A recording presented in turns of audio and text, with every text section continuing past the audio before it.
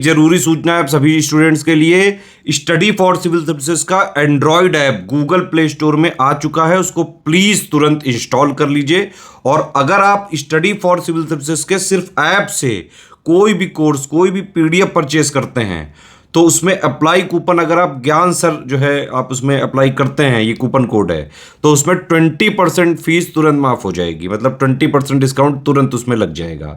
ज्ञान सर लिखना है, नॉर्मली ज्ञान सर, स्मॉल लेटर में है सब कुछ, कोई स्पेस नहीं, कोई कॉलम नहीं, सिर्फ ज्ञान सर, GYANSIR। इस तरह से अगर कूपन कोड लगाते हैं आप ऐप में बाई करने से पहले, जो अप्लाई कूपन वाले में आता है, तो 20% का डिस्काउंट तुरंत मिलेगा। वीडियो देखिए।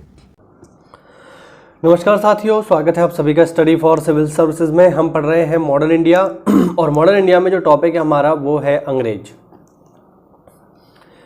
टॉपिक चल रहा है हमारा यूरोपियन कंपनियों का भारत में आगमन, और आज हम देखेंगे बंगाल में अंग्रेजी शक्ति का विकास। लास्ट क्लास में हमने देखा था कि अंग्रेजों ने कैसे भारत में विभिन्न कंपनियों की स्थापना की, विभिन्न फैक्ट्रियों की स्थापना की, और किस तरीके से उन्होंने यहाँ पर अपनी शक्ति को बढ़ाया, कैसे पुर्तगालियों को पराजित किया।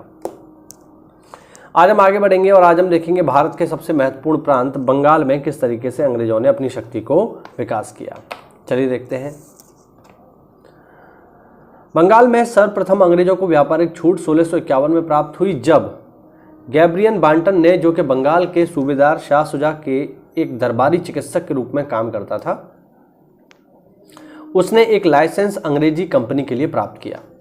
इसके द्वारा 3000 रुपया वार्षिक कर के बदले कंपनी को बंगाल, बिहार, उड़ीसा में निःशुल्क व्यापार करने की अनुमति मिल गई।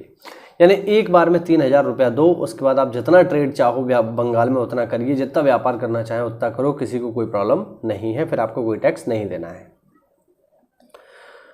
1656 में एक दूसरा निशान मंजूर किया गया, जिसके तहत बिना किसी बाधा के अंग्रेजों को व्यापार करने की पुनः अनुमति दी गई, किंतु शाह शुजा के उत्तराधिकारियों ने इस निशान को अपने ऊपर लाजमी नहीं समझा। देखिए, निशान का मतलब है कि आदेश दे दिया शाह शुजा ने, लेकिन अंग्रेज उस आदेश की हर जगह कॉपी लेके नहीं घूमते थे। तो बेसिकली निशान के अंतर्गत उनको एक ऐसा अधिकार पत्र दे दिया गया जिसके माध्यम से जब भी कोई भी मुगल अधिकारी उनसे टैक्स मांगता था तो वो उसकी कॉपी दिखाते थे, और यही कॉपी थी एक प्रकार का निशान।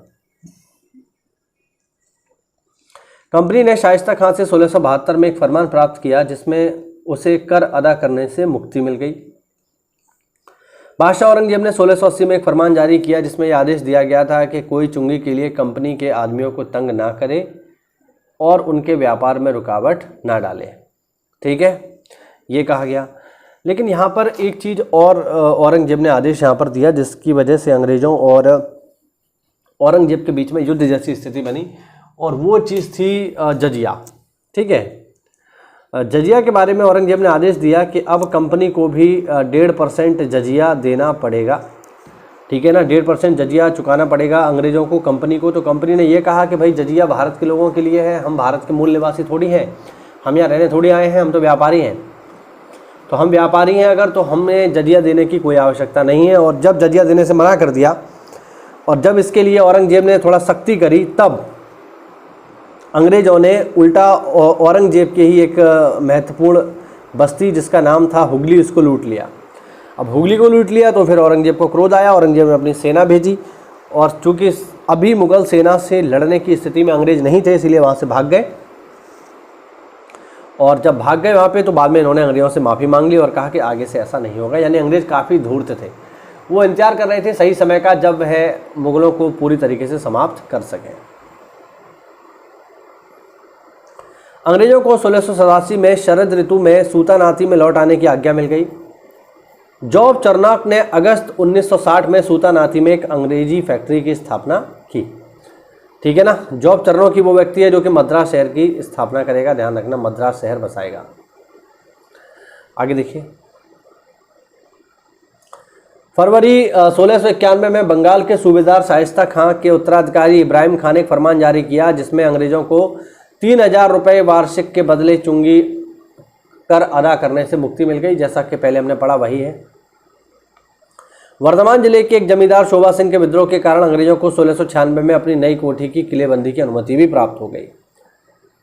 बंगाल के सूबेदार अजीम उस शान ने 1698 में अंग्रेजों को 3 गांव बेचे। जिनके नाम है कलकाता, सूतानाती और गोविंदपुर।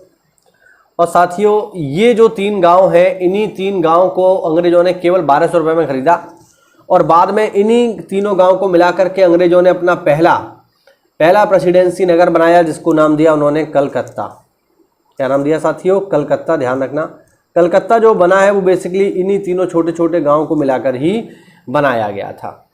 ठीक है, बाद में ये विकसित हुआ और यहीं पर बसाया गया भारत का पहला प्रेसिडेंसी नगर, जो कि बाद में 1774 में भारत की राजधानी बना। देखिए लिखा हुआ है, इंग्लैंड के सम्राट के सम्मान में उक्त किलाबंद व्यावसायिक प्रतिष्ठान का नाम फोर्ट विलियम रखा गया है। एक किला बनाया गया जिसका नाम फोर्ट विलियम रखा गया। सर चार्ल्स आयर इसका पहला प्रेसिडेंट हुआ। सन 1700 में यह भारत का पहला प्रेसिडेंसी नगर घोषित हुआ, जो कि 1774 से 1911 तक भारत की राजधानी भी रहा। अब यहाँ पर शब्द आ रहा है प्रेसिडेंसी नगर, इसका क्या मतलब है भाइयों? तो इसका मतलब ये है कि प्रेसिडेंसी नगर का अर्थ हुआ कि ये क्षेत्र अंग्रेजों द्वारा प्रशासित है। यहाँ पर मुगल राजाओं के द्वारा बनाए गए कोई भी कानून या बंगाल के नवाब द्वारा बनाए गए कोई भी कानून लागू नहीं होंगे। ये अंग्रेजों के द्वारा चलाया जाएगा, यहाँ पर भारतीय नियम कानून लागू नहीं होंगे। ये एक तरीके से सीधा सीधा चैलेंज था मुगलों को कि देखो हमारी पावर अब तुमसे कम नहीं है, हम अपनी अलग क्षेत्र निर्माण कर रहे हैं। लेकिन मुगल जो है मूर्ख थे, इस बात को समझ नहीं पाए। अगर वो समझ लेते तो यहीं पर इन्हें समाप्त करके इनकी शक्ति को पूरी तरह से खत्म किया जा सकता था, लेकिन मुगलों ने ऐसा नहीं किया। उनके अपने अपने कारण थे। तो इस तरीके से इन्होंने बंगाल पर कब्जा कर लिया। तो ये हुआ साथियों आज का हमारा वीडियो। उम्मीद करता हूँ आपको नई जानकारी मिली होगी। तो ऐसा है तो वीडियो लाइक करिए, चैनल सब्सक्राइब करिए, और अगर आप हमारे किसी भी पेड ग्रुप प्रोग्राम से जुड़ना चाहते हैं तो दिए गए नंबर्स पे कॉल करके हमारे पेड ग्रुप प्रोग्राम को ज्वाइन कर सकते हैं। मिलते हैं अगली क्लास में, तब तक के लिए जय हिंद, जय भारत, वंदे मातरम।